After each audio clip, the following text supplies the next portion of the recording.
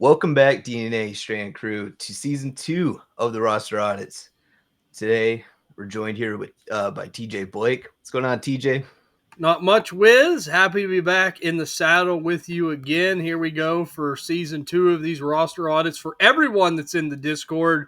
And I know I speak for you when I say, if you're not in the Dynasty DNA Discord, you must be from Mars, maybe Jupiter. I don't know. But you got to get into the Dynasty DNA Discord channel because you get to do cool things like this. If you want your roster reviewed, we're willing to do that for you. And it's just a great place where we talk everything NFL, everything Dynasty fantasy football in general, DFS, all things sports. It's a great place to be. I know, Wiz, you'll probably put the link of the Discord in the description for this episode, or we can do that for the YouTube, right?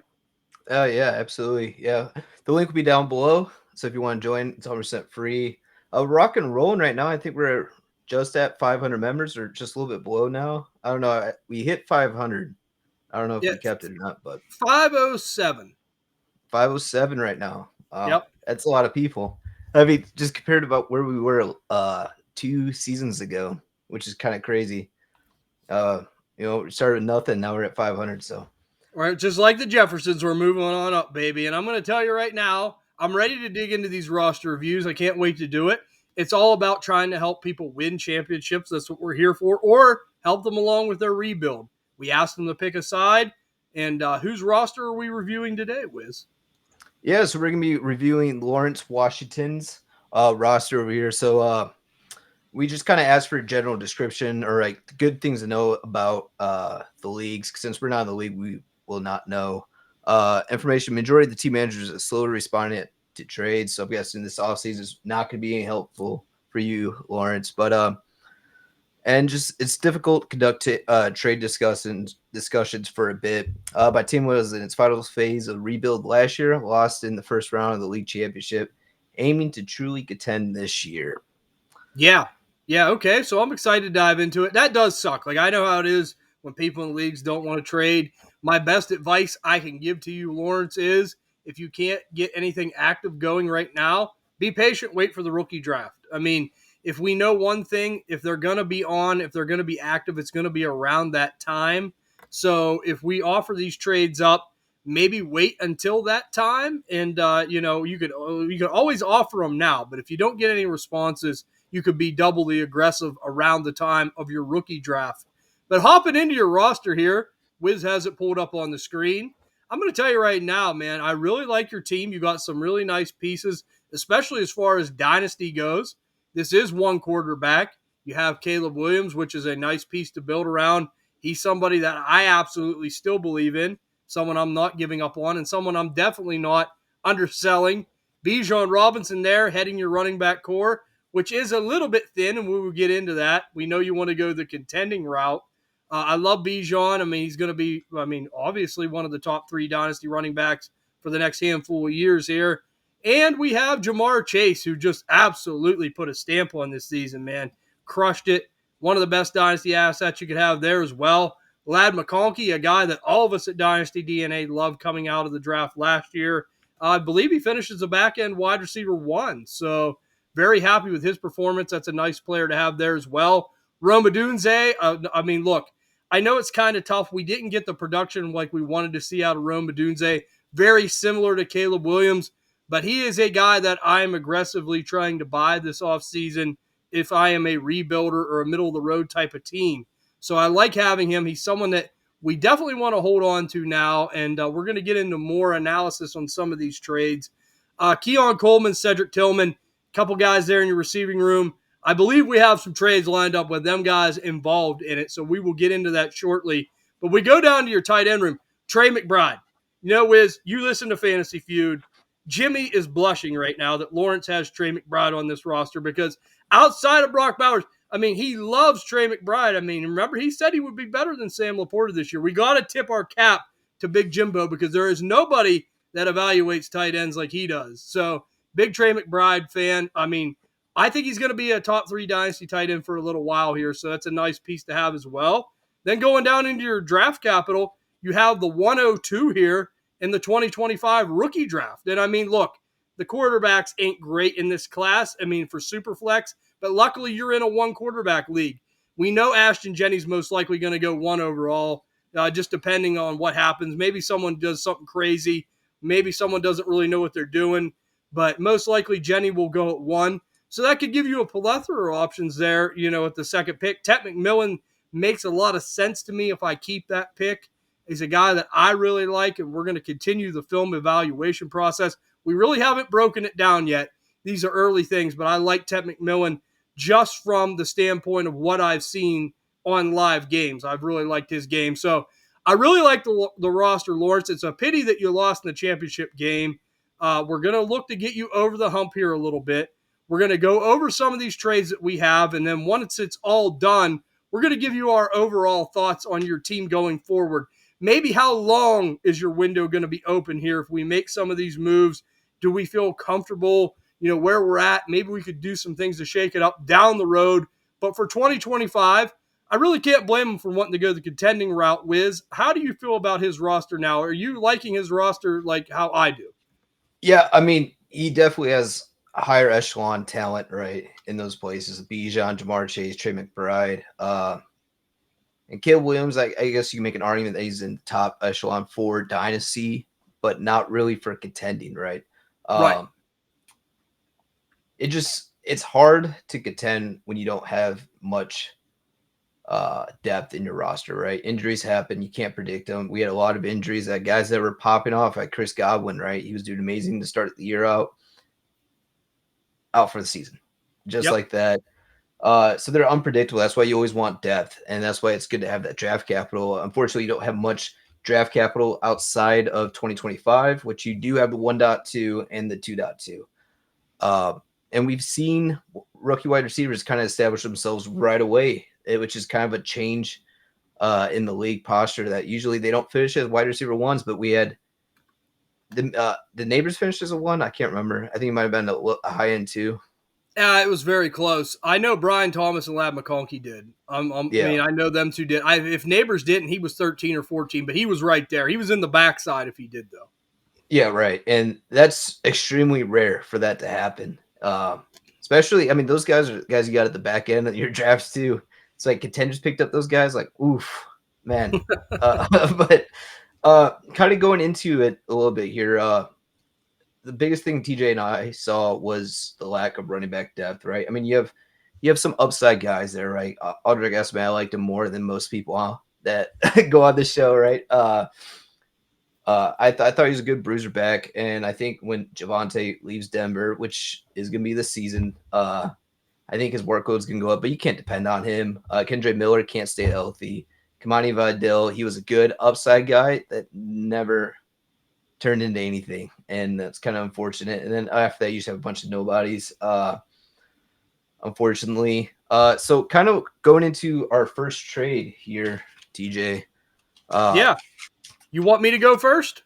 Oh, I got it. I can go first. You just want to cut me off, but go ahead. Oh man, I mean, we don't have to bring in the trash talk. I guess I'll save for another day about the Steelers choking playoffs like we normally do. But hey, that's all right. Next year will be your year. You'll be joining us on the couch. Don't worry. But go ahead. I had to take down favorite tight end's helmet back there. He's the enemy of the state this week. Dalton Kincaid, But anyways, doing our first trade before we get more distracted here. AG47 has Christian McCaffrey, right? Christian McCaffrey lost people leagues this year in redraft. They killed him. And just overall, probably the biggest disappointment for where value was, right? The Achilles injury just was a lot there. There's a lot of his status is kind of up in the air right now. I think he's a good buy candidate, but it is a risky buy.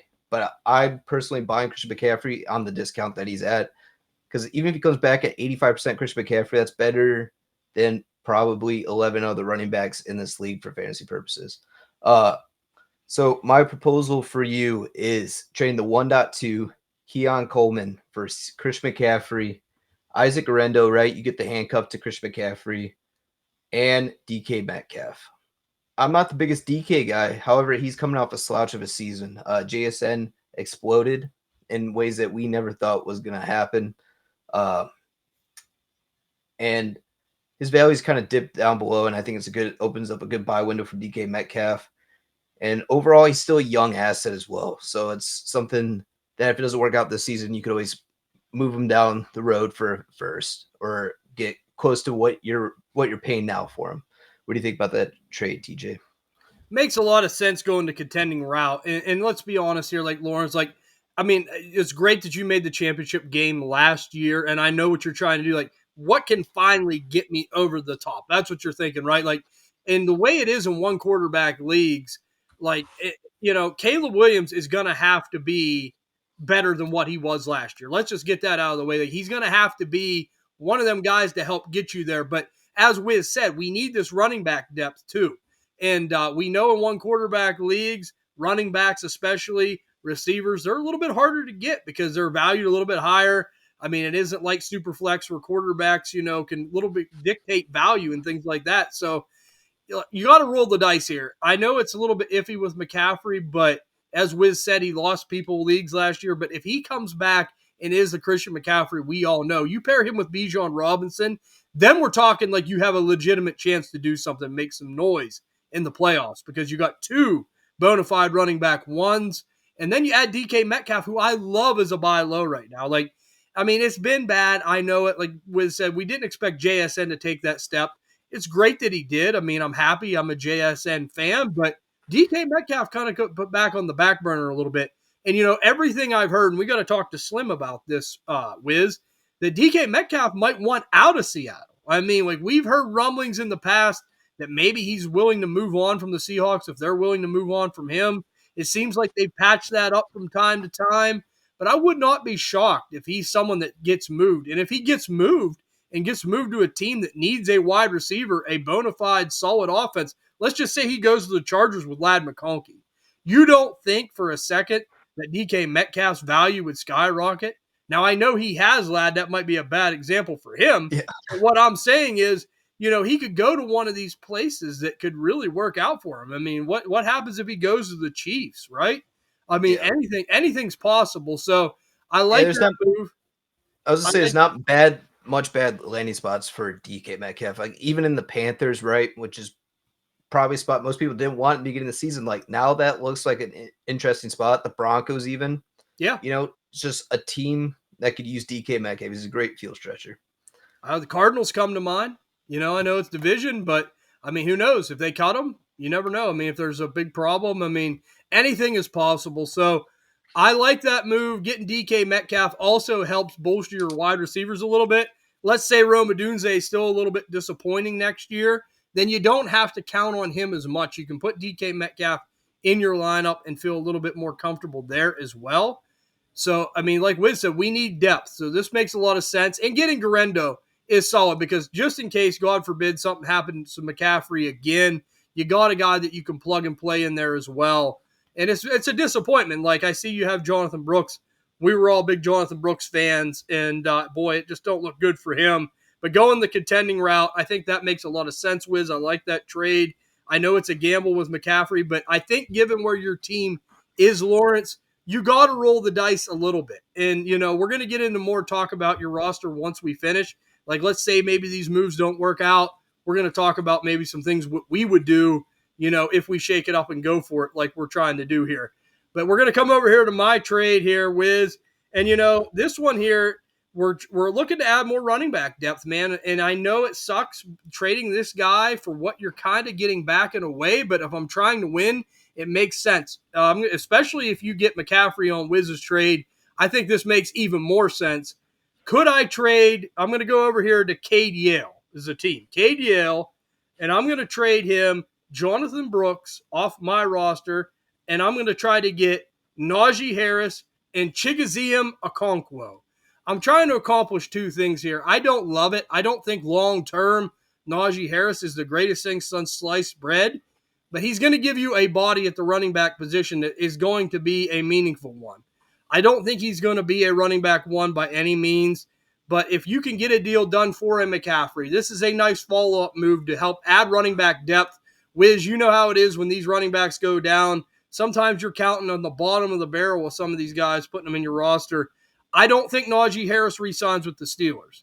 So what makes me happy about that is if he gets a fresh start somewhere else, maybe on a team that knows how to utilize him, I like that move. And we're seeing it everywhere. How many teams have two running backs right now? I mean, all these guys have roles. So I don't see Najee Harris just becoming completely dust. And Okonkwo is a guy.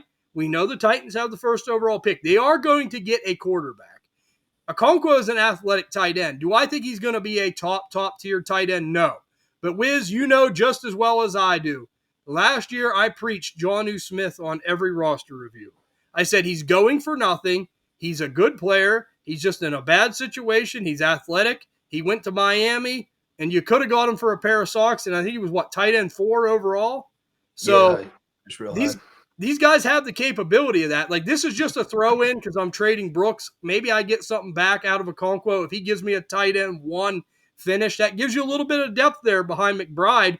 And if Okonkwo does play well, that could turn into another trade piece for you as well. I mean, maybe you could trade him and get another running back. So you could always move these pieces. They're always interchangeable.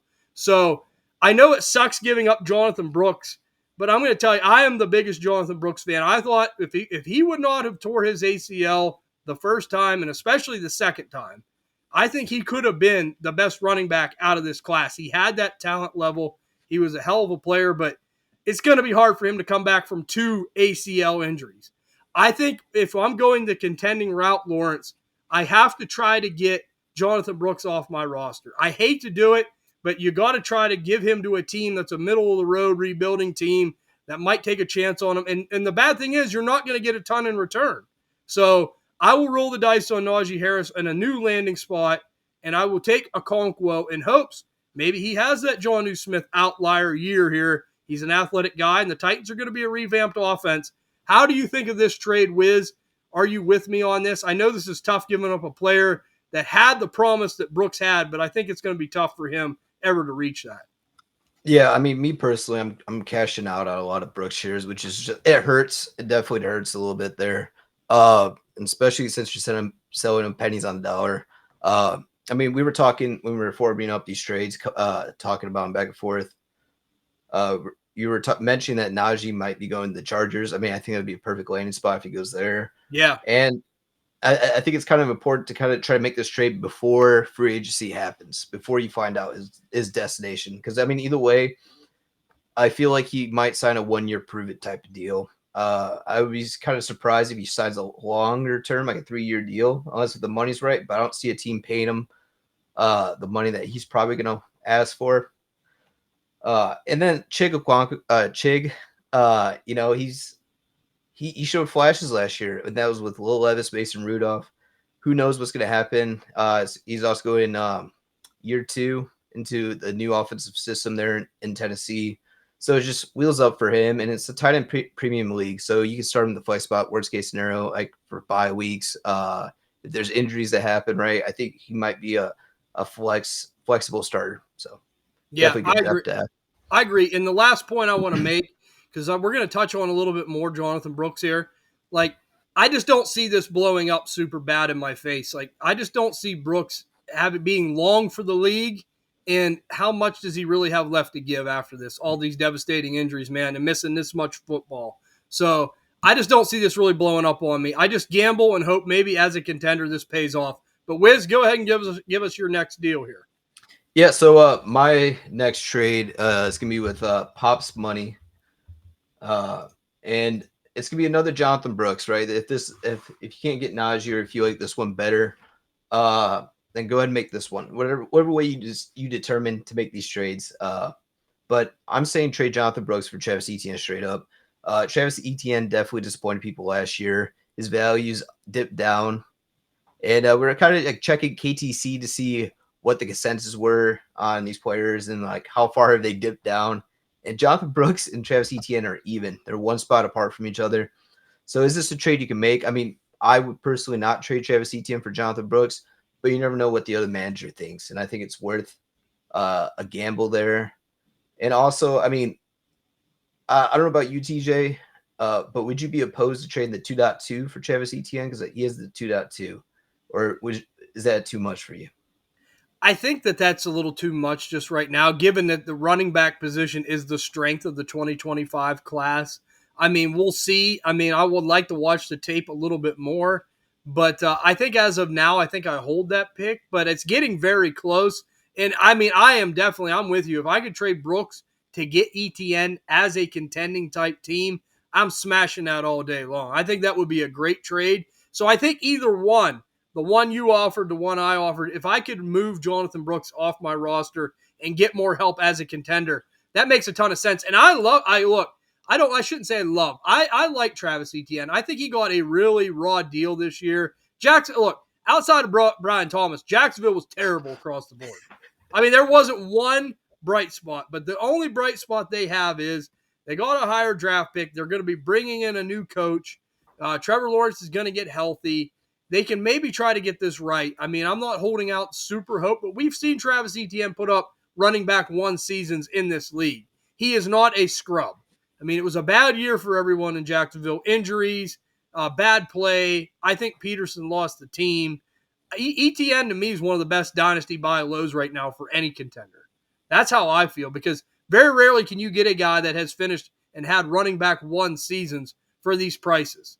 But as of now, I think 202 is very close. I think I hang on to it just a little bit longer, but we'll know more when we watch the tape on these running backs. Once I see that.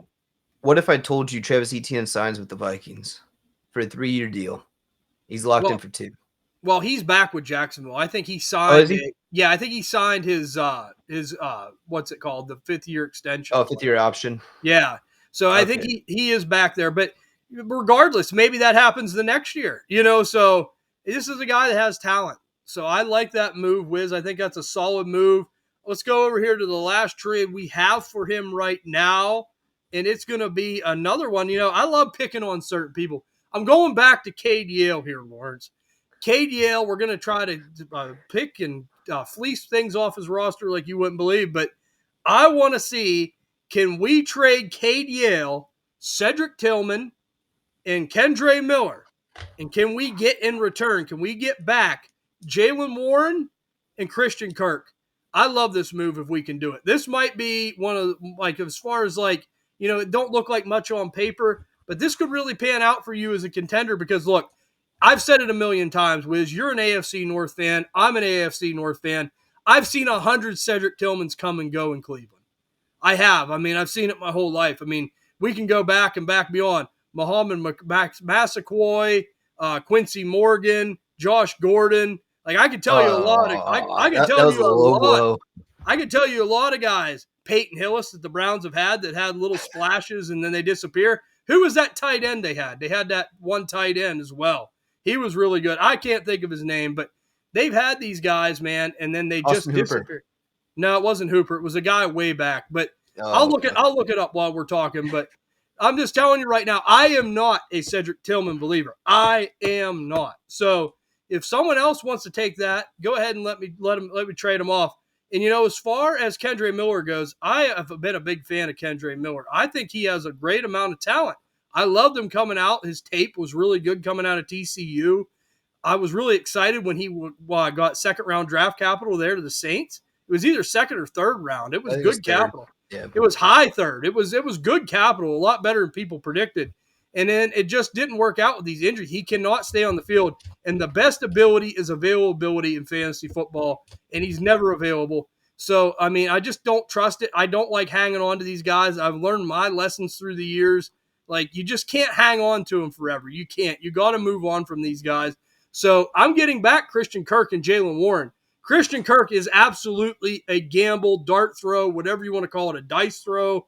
It is. I get that. But this guy has put up pretty solid wide receiver 2 type numbers in the league for a while. It's just he does get injured. But, if I could take a gamble on him with Trevor Lawrence, who they do have a rapport with, I think Brian Thomas might help him along as far as getting him open more next year if he's healthy. And I also love getting Jaylen Warren. That is the main piece here, because Najee Harris is moving on. He will not be back with the Steelers. I would be shocked if he comes back to the Steelers. And I think if that happens, the Steelers will draft a running back, but Jaylen Warren will have the reins for a while. So next year, Jalen Warren will be a nice piece. And even if a running back comes into the Steelers and does a good amount of work, I still think Jalen Warren's going to give you what he's giving you right now, 10 to 12 points a week, usually based off pass catching. And like Wizz said at the start of the show, we need running back depth. And with not a lot of picks, it's hard to acquire it in a one quarterback league. So you got to get kind of creative here. So like I look at it like value wise, I might like is where not talent, but value wise, dynasty wise, I might be tearing down a little bit from Kirk to Tillman. Like they might be getting the better side on the Tillman side, but we're getting the better side with Warren over Kendra Miller. So I think that makes a ton of sense. I don't know how you feel about that trade, Wiz, but I really like that one. I think it's very creative, and I think it's a way to get a couple guys that I see underachieving next year off my roster to get a couple guys that I could see maybe possibly overachieving. Yeah, absolutely. And Christian Kirk's locked in that deal. I mean, we were talking about that last night when Yep. we were going through this. I looked it up and I was like, oh, Jaguars will cut him. And no, he's going to be locked in there. He has like a $19 million dead cap. So he's definitely there for one more year.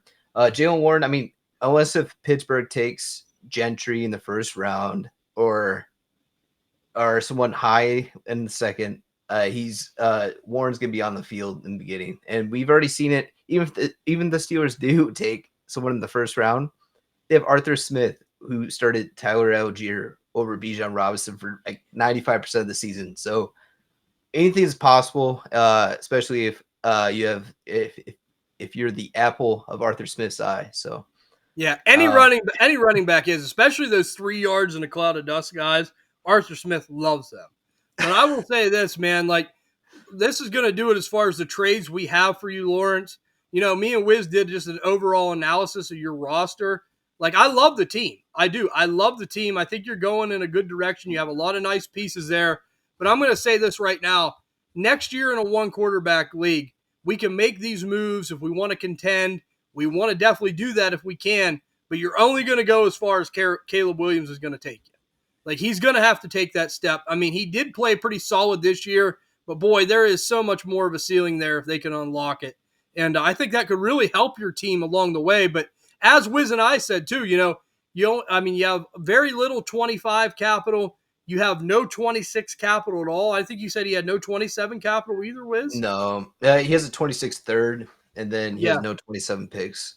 So I would just go about this gingerly. I would see how it would go. If we win the title, okay, great. We want to go for it, absolutely. But I would not be opposed to going into next offseason, trading some of these pieces off, getting more draft capital back. And, you can still build around some of your young guys, your Lad McConkeys, your Caleb Williams. You can still build around those players. But you could trade some of these pieces off, get draft capital back, try to restock the cupboard a little bit, because it just sucks when you have no draft capital at all. It really does. But if you cannot trade the 102, Lawrence, my suggestion is definitely take Tet McMillan if he's there. As of right now. Now, I got to watch the tape. I can't guarantee that 100%. But as I sit here right now at 102, I would take Tet McMillan. Wiz, I know we talked about that. I think you're on the same page with me there. Yeah, 100%. And I mean, even making these moves, it might not turn out the best for you. I mean, you are just kind of stuck in the heart, like a rock and a hard place. Future capital. So it's either I blow up this team, get my future capital back, and then some, or I ride this thing out into the dirt and see what happens. And we're gonna roll the dice. It really comes down. Caleb Williams is gonna make or break your team. If you can finish as a quarterback one and feed Roma Dunze and DJ Moore to get his playmakers involved, it's gonna be wheels up for you. If he struggles and if the injury bug hits your team, you're gonna hurt a lot. And I think that's time where you're gonna be trading off these assets. As of right now, I mean, I'm not too worried about getting my 26 first back, but that 27 first, that 27 year, you're probably gonna have to rebuild, and that'd be my target year of what I'm trying to acquire in draft capital in there. So that's moving Bijan Robinson. I'd be fine moving Chase by then as well. Uh, uh, I mean, it just depends on the value, I guess. Just play it year by year. If you have questions just drop them in the Discord. A bunch of us are willing to help. That chat's always blowing up about trade advice, and I like dropping trades in there as well. Like sometimes I'll look at a trade back. should I do this? I'm like, I lean no, but let me get someone else's opinion. And other people are like, oh, I would never do that. I'm like, oh, I don't know why I overthought it then. It's just good to have advice and have those tools in your arsenal to use for Dynasty. Absolutely. And we thank you for being a great member of the Discord, Lawrence. And as Wiz said, the door's always open. You can always ask. And if it does go bad, we can, do this again next year and talk about maybe going in the other direction. And I'm like Wiz, like 26, I'm not worried about. But if I could acquire a lot of 27 capital, we know that class is looking like it's going to be a really nice one. So it would be nice to get ahead on that as well. But yeah, this is going to do it for this episode, man. We appreciate you all turning in your roster reviews. Me and Wiz will be here all off season long. We'll have the midnight burners cooking, baby. We'll be going and we'll be doing these. So appreciate that, Lawrence. Good luck this season. And again, reach out if you need help. And if you haven't, guys, follow Dynasty DNA on Spotify, Apple Pod, Stitcher. If you're watching here on YouTube, please subscribe over there. We got a great thing building, a great community, the DNA Strand crew. You guys are the best, and we greatly appreciate that. Wiz, I'll let you take the final word. The final word. Yeah, That's it. Final word right there. Oh, I just said it, but now you're just gonna make this awkward here and you got some editing to do now. Yeah. Wrap it up. Wrap it up. Yes, sir. No, like guys, thank you so much, Lawrence. Again, man. Best of luck with you in your 2025 season. Chase for that championship. We want the best from you, and we for sure won deck the championship this past year. We haven't heard back from the other people we roster audited, but a lot of them were rebuilds, people in the middle. So I mean, hopefully that helped them out. But let us know how you do next year, Lawrence, and keep us up to date with it, especially if you get counters, because trades usually never get accepted right away. So if you have counters, drop it down in Discord below. But thank you so much for being a member, and everyone else that's watching the video wants your roster reviewed, join our Discord. There's literally a tab underneath this roster audit. Just fill out that form. There's a template I posted right there. Just follow the template best you can. If we have questions, we'll comment down below. Just get as much information as we can. But appreciate you guys. Thank you for the support, and we'll see you on the next video. See you guys.